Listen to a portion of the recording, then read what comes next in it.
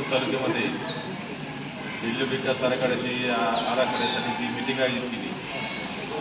त्या वैजापूर तालुक्यातील सर्व कार्यकर्त्यांचं मी या ठिकाणी अभिनंदन करतो की स्वतंत्र भिल्ल विकास आराखड्यासाठी ते या जन आंदोलनामध्ये सहभागी झाले आणि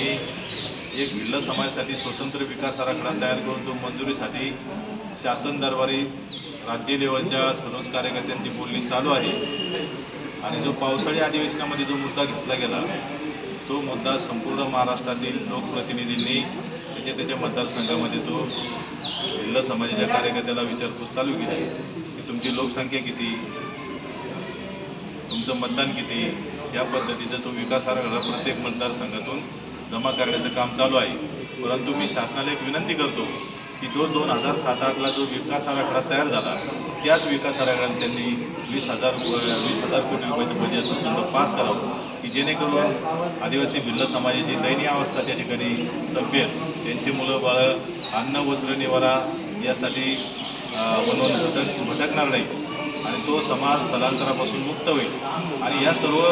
1994ची जी जनगणना झाली त्यामध्ये महाराष्ट्रातील भिल्ल समाजाची लोकसंख्या 1,25,00,000 मतदारसंख्या होती, परंतु आता 29 वर्षे जास्त झाली म्हणजे 2 कोटीच्या आसपास हा भिल्ल समाज संपूर्ण महाराष्ट्रात असताना देखील या समाजाला आत्तापर्यंत ज्या राजकीय लोकांनी विचारात घेतलं नाही त्यांना निश्चितच त्यांना विचारात घ्यावं लागणार आहे आणि त्यांनी जर विचार घेतले नाही त्यांचे प्रश्न अंमलात आणले नाही